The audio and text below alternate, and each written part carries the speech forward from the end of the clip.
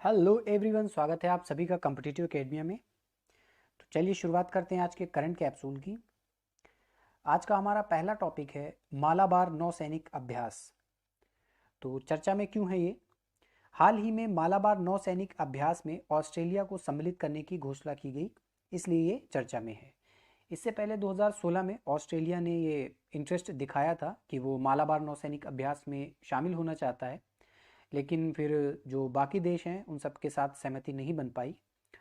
और 3-4 महीने ये भी न्यूज़ आई थी कि भारत ये इनिशिएटिव ले रहा है कि वो प्रयास करेगा कि ऑस्ट्रेलिया इस अभ्यास में शामिल हो जाए। तो फाइनली अभी घोषणा कर दी गई है कि ऑस्ट्रेलिया मालाबार जो नौसैनिक अभ्यास होता है उसमें सम्मिलित होगा। ये अभ्यास वार्षिक रूप से आयोजित होने वाला एक त्रिपक्षीय नौसैनिक अभ्यास है, जिसमें जापान, अमेरिका और भारत, ये 3 लोग सम्मिलित होते थे, ये 3 देश सम्मिलित होते थे। अब ऑस्ट्रेलिया 4 हो जाएंगे। इस अभ्यास की शुरुआत 1992 में भारत और अमेरिका के द्वारा की गई थी, द्विपक्षीय नौसैनिक अभ्यास के रूप में। बाद में 2015 में जापान भी इसमें सम्मिलित हो गया और यह एक त्रिपक्षीय सैन्य अभ्यास हो गया। इसके अलावा कुछ अन्य युद्ध अभ्यास दिए गए हैं। तो इसमें पहला है युद्ध अभ्यास, जो कि भारत और अमेरिका के बीच में होता है। ऑसिंडेक्स, इसमें आप ऐसे देख सकते हैं AUS ऑस्ट्रेलिया, IN यानी कि इंडिया, IND इंडिया के लिए, और एक्सरसाइज तो पता ही है। तो ये भारत और ऑस्ट्रेलिया के बीच में होता है। इसके अलावा एक पिच ब्लैक भी है जो इसमें नहीं मैंने लिखा है, भूल गया था। और शेन्यू मैत्री एक, ये धर्म गार्जियन एक, ये और जीमैक्स, ये तीनों भारत और जापान के बीच में होने वाले युद्ध अभ्यास हैं। तो ये नेवल एक्सरसाइज नहीं, ये याद रखिएगा, इसमें अलग अलग सारे हैं। आगे देखते हैं लोकसभा तथा विधानसभा चुनाव चर्चा में क्यों है। हाल ही में चुनाव आयोग के द्वारा लोकसभा और विधानसभा चुनाव में जो खर्च की सीमा है उसको 10% बढ़ाने की घोषणा की गई है। तो ये आंकड़ा भी याद रखना है, 10% बढ़ाया गया है। इसके लिए जो निर्वाचन अधिनियम 1961 है उसके नियम संख्या 10 में संशोधन के लिए एक अधिसूचना जारी की गई है। तो लोकसभा और विधानसभा चुनाव में जो खर्च होते हैं उससे संबंधित प्रावधान निर्वाचन अधिनियम 1961 में दिए गए हैं, ये संविधान में कहीं नहीं दिए गए हैं। यह वृद्धि इसलिए की गई है ताकि जो अभी कोविड-19 चल रहा है, तो जो भी इसमें पार्टिसिपेंट्स हैं, जो उम्मीदवार हैं, उन्हें महामारी की चुनौतियां भी झेलनी पड़ रही, इस वजह से उन चुनौतियों से निपटा जा सके और महामारी को देखते हुए चुनाव का प्रचार किया जा सके, इसलिए ये सीमा बढ़ाई गई है।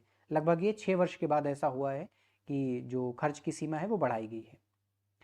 और बढ़ा करके कितनी कर दी गई है ये दिया गया है। जो बड़े राज्य हैं वहाँ पर लोकसभा में वर्तमान में 70 लाख रुपए खर्च करना निर्धारित था, इसे 10% बढ़ाकर 77 लाख कर दिया गया है।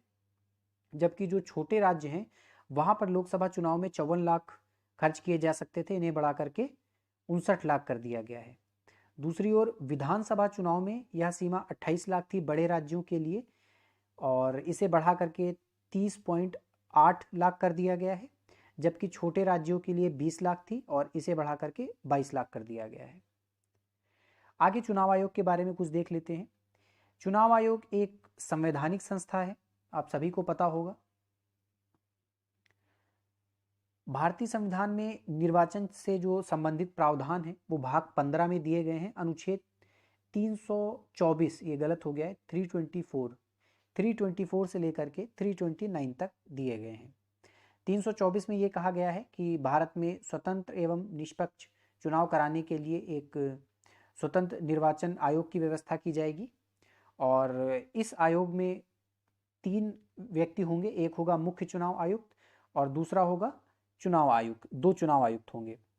ये चुनाव आयोग जो होगा ये संसद, राज्य विधायिका, राष्ट्रपति तथा उपराष्ट्रपति के जो चुनाव होते हैं उनका अधीक्षण करेगा, निर्देशन करेगा और उनका नियंत्रण करेगा। ये सारी शक्तियां इसके पास होंगी।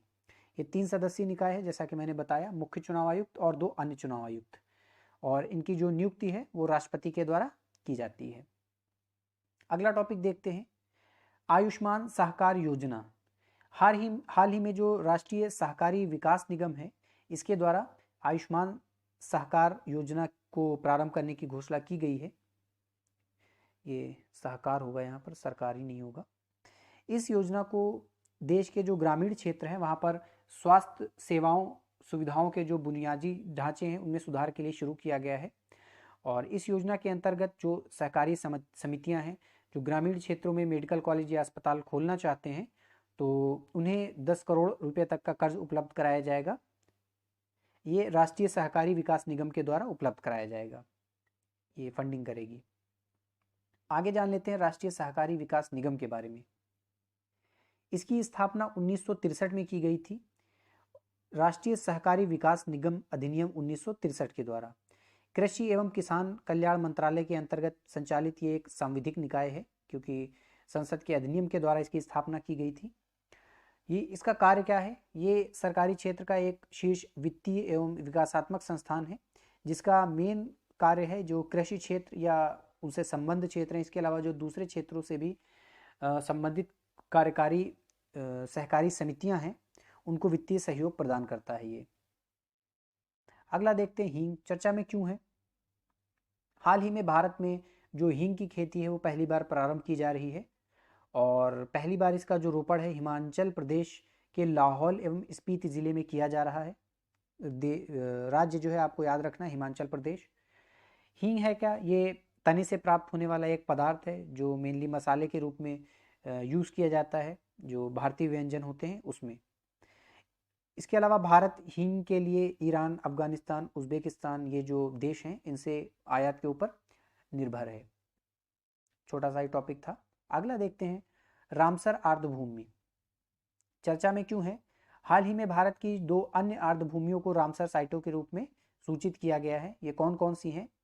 आसन कंजर्वेशन रिजर्व ये उत्तराखंड में है, जबकि है कबराल आर्द्रभूमि ये बिहार में है। तो इन 2 जो क्षेत्र हैं इनको रामसर साइट के रूप में सम्मिलित किया गया है। तो इन दोनों को मिला करके अब भारत में 39 रामसर साइट हो गए हैं। आपको पता होगा 26 थे, उसके बाद 1 को शामिल किया गया, उसके बाद 10 को शामिल किया गया और अभी ये 2 और सम्मिलित किए गए हैं। तो कुल मिलाकर 39 रामसर साइट हो गई भारत में। कन्वेंशन ऑन वेटलैंड इसे 2 फरवरी 1971 को ईरान में एक जगह है रामसर शहर, वहां पर एक सम्मेलन आयोजित किया गया था, वहीं पर इसे अपनाया गया था। इस अभिसमय का उद्देश्य है कि विश्व में जो भी आर्द्रभूमियां हैं उनका संरक्षण किया जाए और उसका मैनेजमेंट किया जाए। इसी वजह से प्रतिवर्ष 2 फरवरी को विश्व आर्द्रभूमि दिवस भी मनाया जाता है। तो विश्व आर्द्रभूमि दिवस की थीम दी गई है। 2020 में विश्व आर्द्रभूमि दिवस की थीम क्या थी? आर्द्रभूमि और जैव विविधता, वेटलैंड्स एंड बायोडाइवर्सिटी। आपको इंग्लिश में देखना है क्योंकि कई बार ऐसा होता है कि देवनागरी लिपि में जो इंग्लिश वाला सेंटेंस है वो लिख करके दे देते हैं, तो इसको भी कहीं कहीं पर आपको पढ़ना इंपॉर्टेंट होता है, तो देख लिया करिए जहाँ पर पॉसिबल हो। जबकि 2021 के लिए जो थीम निर्धारित की गई है वो है वेटलैंड्स एंड वाटर, आर्द्रभूमि और जल। अगला देखते हैं विश्व सांख्यिकी दिवस। ये प्रतिवर्ष 20 अक्टूबर को मनाया जाता है। इसकी घोषणा 2010 में संयुक्त राष्ट्र के द्वारा की गई थी और इस दिवस को प्रति 5 वर्ष में एक बार मनाया जाता है। तो 5 वर्ष में मनाया जाता है इसलिए इंपॉर्टेंट हो जाता है, आप लोग याद रखिएगा 20 अक्टूबर को मनाया जाता है, 5 वर्ष में एक बार। और विश्व सांख्यिकी दिवस है, इसको राष्ट्रीय सांख्यिकी दिवस से कंफ्यूज नहीं करना है, जो कि 29 जून को मनाया जाता है। पीसी महालनोबिस जो कि एक अर्थशास्त्री थे, उनके जन्म दिवस के रूप में। अगला देखते हैं एशिया पावर इंडेक्स 2020। तो चर्चा में क्यों है? हाल ही में जो ऑस्ट्रेलियाई थिंक टैंक है एक लोवी, वाह होगा यहाँ पर काफ़ी गलतियां हो रही हैं, लोवी इंस्टीट्यूट के द्वारा इस सूचकांक को जारी किया गया है। यहाँ पे लिख लीजिए LOVI, लोवी इंस्टीट्यूट के द्वारा इस सूचकांक को प्रकाशित किया गया है अभी। इस सूचकांक में भारत को 4थे स्थान पर रखा गया है, रैंक भी याद रखना है। एशिया प्रशांत क्षेत्र को प्रभावित करने वाले सबसे शक्तिशाली देश के रूप में अमेरिका प्रथम स्थान पर रहा है, जबकि दूसरे स्थान पर चीन रहा है और तीसरे स्थान पर जापान रहा है।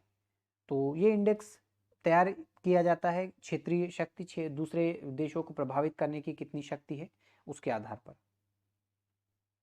तो ये अंतिम टॉपिक था। आज के इस डिस्कशन में इतने टॉपिक हैं। चलिए मिलते हैं कल कुछ नए टॉपिक के साथ। तब तक के लिए धन्यवाद।